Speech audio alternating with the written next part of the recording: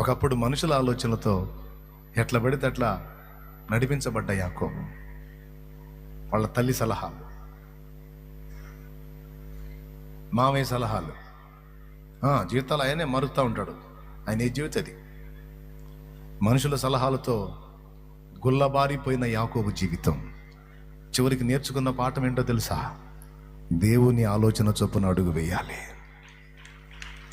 అందుకోసం కనిపెట్టుకునే మనసు ఉండాలి. ఇది ఒక ముఖ్యమైన విషయం. మీరెవ్వరు దీన్ని అశ్రద్ధ చేయొద్దు. నువ్వు ఏది ఆఖరికి పొలంలో నువ్వు పంట వేసే పంట విషయంలో కూడా దేవుని ముందు కనిపెట్టచ్చు. ఆయన నాకు దారి తింది అర్థం కావట్లేదయ్యా, ఏదేమంటావు నాకు బయలుపరచయ్యా, నాకు చూపించు తండ్రి, నేను ఎప్పుల్లోంచి బయటపడ్డాను, నాకు దారి దొరకట్లేదు, నాకు ఆలోచన చెప్పయ్యా, నువ్వు చెప్పకపోతే నేను కదలను తండ్రి అని కనిపెట్టి నువ్వు నీ కుటుంబం ప్రార్థన చేయి. నీ కుటుంబం బయటపడటానికి అవసరమైంది ఏదో ఆయనే నీకు చూపిస్తాడు. దేవుడు చెప్పింది నువ్వు వేయి, దేవుడు చెప్పింది నువ్వు చేయి, తర్వాత ఏం జరిగిద్దో చూడు. స్టార్టింగ్ ఒకవేళ కష్టాల్లాగా, ఇబ్బందుల్లాగా, వేదనలాగా, నష్టాల్లాగా నీకు అనిపించినా లక్ష్య పెట్టొద్దు. నువ్వు అలానే ముందుకు సాగిపో. నా దేవుడు చెప్పాడు నేను చేస్తాను దీన్నని. ఒకనాటికి దాని ఫలం తప్పకుండా నువ్వు చూస్తావు. దేవుని ఆలోచనలను శ్రద్ధ చేయొద్దు. అలాగే దేవుని సంబంధుల ఆలోచనలు కూడా నువ్వు తీసుకోవచ్చు. కొన్నిసార్లు దేవుడు వారి నుంచి కూడా మాట్లాడతాడు. ఏది ఏమైనా నీ దృష్టికి వచ్చే ఆలోచనలన్నీ నువ్వు వివేచించాలి, చురుగ్గా ఉండాలి. ఈ కీలకమైన విషయాన్ని మీరు దృష్టిలో పెట్టుకోండి. ఫస్ట్ సండే స్కూల్ ప్రాముఖ్యత, పిల్లల పరిచర్య గురించి, పిల్లలు ఎన్ని రకాలుగా ఉన్నారో వాళ్ళ స్థితిగతులు ఏంటో ఒక అంశం మీకు బోధించాను. తర్వాత దేవుని ఆలోచన మనం తీసుకున్నట్లు, దేవుని వివేకం మనకు అందునట్లు మనం ప్రతి విషయాన్ని గురించి కొంచెం ఆలోచించి అడుగులు వేయాలి. ముఖ్యంగా దేవుని వెంబడించే విషయంలో ఆలోచించి అడుగులు వేయాలి. రెండవది, ఇతరుల మీద మనకి వినబడేటువంటి మాటలు, ఇక మన దైనందిన జీవితంలో మనం తీసుకునేటువంటి నిర్ణయాలు, తీసుకునే స్టెప్స్ విషయంలో తప్పకుండా దేవుని వివేకాన్ని పొందినట్లు దేవుని ముందు కనిపెట్టుకోవటం, దేవునికి ప్రార్థన చేయటం, కొన్ని ముఖ్యమైన ఘట్టాల్లో టోటల్ ఫ్యామిలీ కలిసి కూర్చొని దేవుని పాదాలు పట్టుకొని దేవుని ఆలోచన అడగటం మంచి అలవాటు, భక్తిపరుల అలవాటు. బైబిల్ క్రమంగా చదువుతూ ఉంటే, బైబిల్ నీ హృదయంలో ఉన్నట్లయితే చాలా విషయాలకి లేఖనాల్లో నుంచే నీకు జ్ఞానం అబ్బుతుంది. ఏది జరిగినా సరే నేరుగా తీసుకెళ్ళి మీ ఆవిడికి చెబుతున్నావు అనుకో, సామెతల్లో వచనం తగిలిద్ది, నీ కౌగిట ఉన్న నీ భార్య ఎదుట నీ పెదవుల ద్వారబంధమునకు కాపు పెట్టు అని. అన్నీ తీసుకెళ్ళి చెప్పకరా, నీ బతుకు బస్ స్టాండింగ్ అయింది అర్థం. దేవునికి స్తోత్రం. ఏమండి, కొంతమంది మౌనంగా ఉన్నంత వరకు వాళ్ళు ఏందో మనకు అర్థం కాదు. మనం ఎవరైనా మౌనంగా ఉన్నప్పుడు చాలా కనిపెడతాం, తొందరపడి వారితో మాట్లాడడం. వాళ్ళు నోరు తెరిచి మాట్లాడిన తర్వాత వాళ్ళని చదివేస్తాం. ఆ మాటల్లోని వాడి తెలివేందో మనకు అర్థమైపోయింది. అవునా అవునా కాదా? ఎవరైనా వాళ్ళ తెలివిని బట్టి మనం మాట్లాడాలంటే ముందు వాళ్ళ డైలాగ్ డెలివరీ చూసిన తర్వాతనే మనం మాట్లాడతాం. అవునా కాదా? ఒకవేళ నువ్వు కూర్చున్నంతసేపు వాడు మాట్లాడలేదనుకో నోరు తెరిచి, ఇక నువ్వు తర్జన భర్జన పడతావు తప్ప ఇక ఏది మాట్లాడదో అర్థం కాదు నీకు. ఎందుకంటే అవతలోడు నానో పిచ్చోడు నీకు అర్థం కాలేదుగా. అది కూడా లేఖనం చెప్పిద్ది, నీకు తెలివి లేదా? అట్లయితే ఒక చిన్న పని చేత అజ్జేయి. ఏంటంటే మనుషుల ముందుకు పోయి తెలివి లేని మాటలు మాట్లాడవాకు, మౌనంగా కూర్చో, నువ్వు జ్ఞానిగా ఎంచబడతావు అన్నాడు. దేవునికి స్తోత్రం కలుగును గాక. హల్లెలూయా.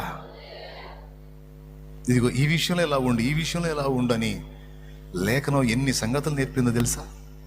అందుకే చెబుతున్నా, పరిశుద్ధ గ్రంథాన్ని గుండెల్లో పెట్టుకోగలిగితే, అంటే పుస్తకాన్ని గుండెల్లో అని కాదు, అందులో సబ్జెక్టుని గుండెల్లో పెట్టుకోమని చెబుతున్నాను. పెట్టుకోగలిగితే చాలా విషయాల్లో నువ్వు అడుగులు వేయటానికి అనువైనటువంటి విషయాలు ఎన్నో గ్రంథం నీకు బోధిస్తుంది. చెప్పండి, దేవుని ఆలోచన, దేవుని వివేకం ఏడ దొరికింది? ఫస్ట్ ఏడోసారి దొరికిద్దిలే అన్నాడు చూస్తున్నారు. ఏడ దొరికిద్ది? దేవుని గ్రంథంలో దొరికిద్ది. స్తోత్రం. తల్లిదండ్రుని ఎలా చూడాలో నీకు అర్థం కాలేదా? రా దేవుని వాక్యం దగ్గరికి రా, ఎలా చూడాలో నేర్పుతాడు. పిల్లలతో ఎలా ప్రవర్తించాలో నీకు అర్థం కాలేదా? రా దేవుని వాక్యం దగ్గరికి, పిల్లలతో ఎలా వ్యవహరించాలో నేర్పుతాడు. ఉంది, ఎఫ్ఎస్సి పత్రికలో ఉంది, కొలసే పత్రికలో ఉంది. చూడండి, ఇప్పుడు కాదు, ఇంటికి పోయి నేర్తాడు, మొత్తం చెబుతాడు. కాబట్టి దేవుని వాక్యం దగ్గర నీకు దొరుకుతుంది. అందులో నీకు దొరకని విషయం ఏదైనా ఉంటే అప్పుడు నువ్వు మోకాళ్ళు నీ దేవుడిని అడగొచ్చు, తప్పకుండా నీకు బయలుపరుస్తాడు ఆయన. పట్టుదల కలిగి ప్రార్థన చేయి, తప్పకుండా నీకు ఐడియా ఇస్తాడు. దేవుని ఆలోచన చెప్పు, నువ్వు అడిగి గ్రాండ్ సక్సెస్.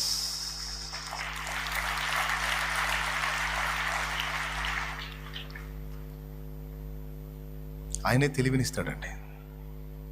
కొన్ని విషయాల్లో ఆలోచించి అడిగేయాలి, కొన్ని విషయాల్లో ఆలోచన అవసరంలా దూకేసేయాలి. సౌలా సహోదరా, ఇక తడవు చేయట ఎందుకు, లేచి ప్రభు నామమును బట్టి ప్రార్థన చేసి బాప్తీసము పొంది నీ పాపాలను గడిగేసుకో అన్నాడు. విచిత్రం ఏంటంటే పనికిమాలిన కార్యాలకు మాత్రం తెగ ఆలోచిస్తారు, కానీ ప్రాముఖ్యమైన విషయాలకు మాత్రం ఆలోచించరు. ఇది ఇంపార్టెంట్, చాలా ప్రాముఖ్యం రక్షణ. కానీ దాని దగ్గర మాత్రం ఎన్ని ఆలోచనలో. ఎందుకో తెలుసా? ఆలోచనలని సైతాన్ని కూడా పెట్టాయి. సైతాన్ని కూడా మనలో ఆలోచనలు పుట్టిస్తాడని మీకు తెలుసా? ఉంది. యోహాను సువార్త 13లో ఒకసారి మీరు చూడగలిగితే అందులో స్పష్టంగా రాయబడి ఉంది, ఆయనను అప్పగించవలదని ఇస్కరియోతు యోధా హృదయంలో అపవాది ఆలోచన పుట్టించి ఉండెను అనే మాట ఉంది అక్కడ.